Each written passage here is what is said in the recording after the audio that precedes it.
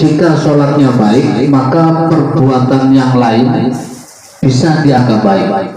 Tapi jika sholatnya jelek, maka perbuatan lain bisa dianggap jelek. Ini ada permohonan doa Ibu Fajar, katanya kembali ngedrop.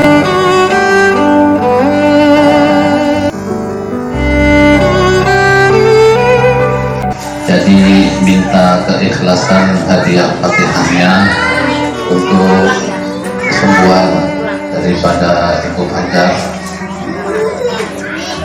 Al-Fatihah.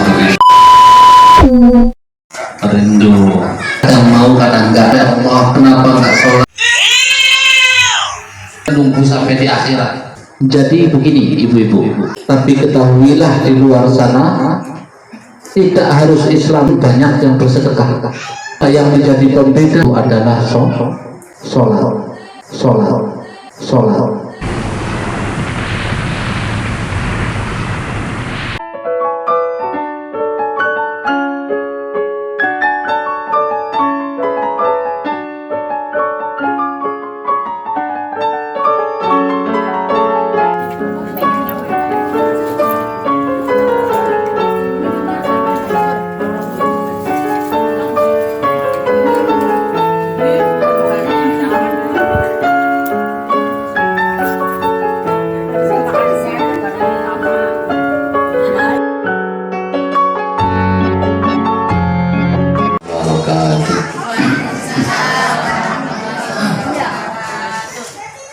Bismillah, alhamdulillah, wassalatu wassalamu ala rasulillah wa ala alihi wa ashabihi wa awalah. Ibu-ibu, ini ada permohonan doa Ibu Fajar, katanya kembali ngedrop. Jadi minta keikhlasan hadiah Fatihahnya untuk kesembuhan daripada Ibu Fajar. Na'udzu Nabiyyil Mustafa Rasulillah sallallahu alaihi wasallam. Al-Fatihah. A'udzu billahi minasy syaithanir rajim. Bismillahirrahmanirrahim. Alhamdulillahi rabbil alamin. Ar-Rahmanir Rahim. Maliki yaumiddin. Iyyaka na'budu wa iyyaka nasta'in. اهدنا الصراط المستقيم صراط الذين أنعمت عليهم غير المغضوب عليهم ولا الضالين. Rindu,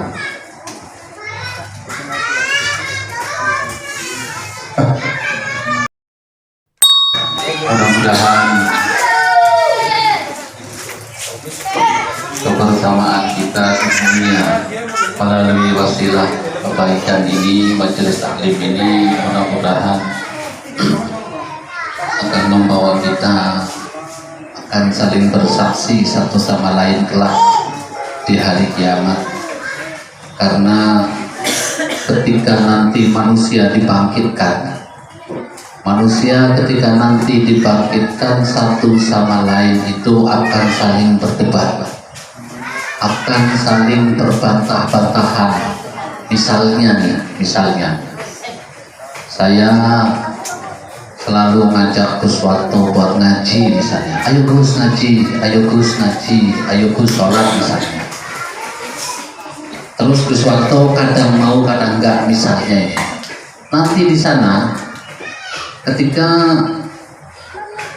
Gus Warto ditanya oleh Allah kenapa enggak sholat, Gus Warto kan ngeles di sananya kan, nggak ada yang ngajak. Saya teriak, enggak ya Allah, saya sudah mengajaknya ngaji, saya sudah mengajaknya sholat, tapi ia yang tidak mau. Itu berbantah-bantahan nanti di sana, ya.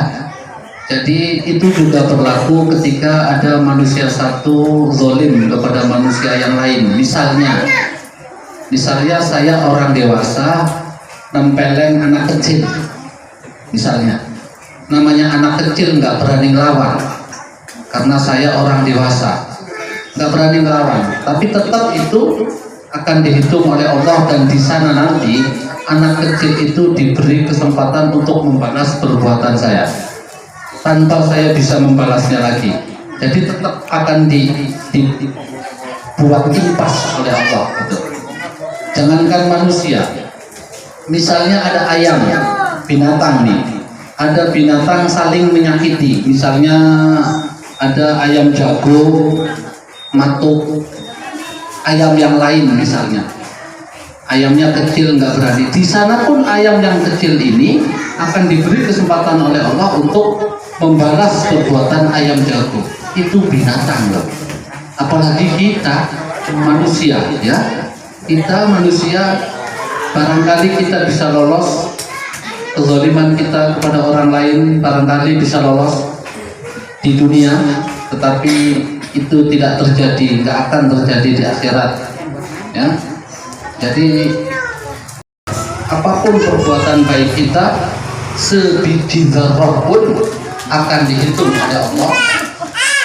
Sama sebaliknya, sekecil apapun perbuatan jelek kita Allah atau kejelekan kita kepada sesama manusia tetap akan dihitung, karena nanti yang tak berdaya di dunia pun di akhirat akan diberi kesempatan oleh Allah untuk bisa membalas.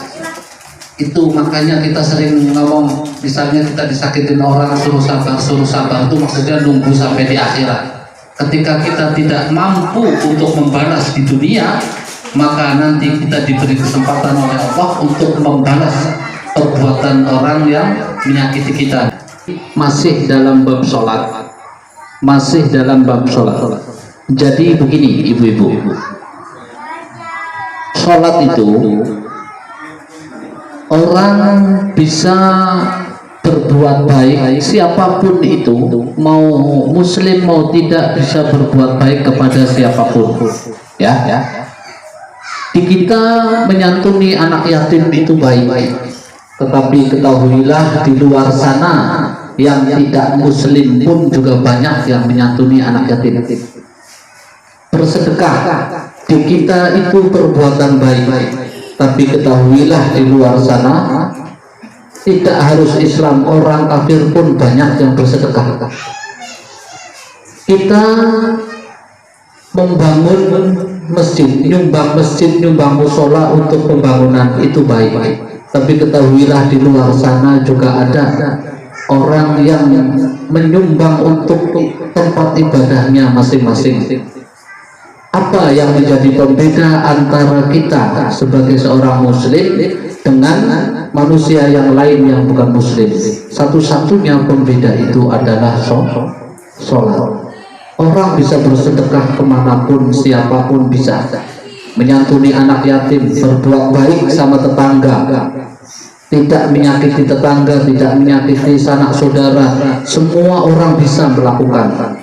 Tetapi sholat tidak akan bisa dilakukan kecuali bagi yang muslim. Jadi yang sudah muslim, jangan sampai ini kita justru menyamakan diri dengan orang yang di luar Islam hanya gara-gara kita tidak sholat. Apa sih hakikat sholat itu? Dari gerakan, bacaan dan sebagainya. Kalau dari gerakan jelas. Jadi inti dari semua ibadah kita, dalam beragama kita sebagai muslim, inti. Apakah inti dari ibadah kita puasa? Bukan.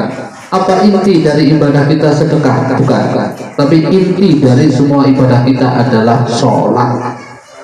Karena sholat inilah yang akan dihisab pertama kali oleh Allah. Ya. Inna awwala ma yuhasabu bihil abdu yaumal qiyamah, sholat itu. Jadi sesungguhnya yang akan dihisab pertama kali dari seorang hamba yaumal qiyamati, di hari kiamat, adalah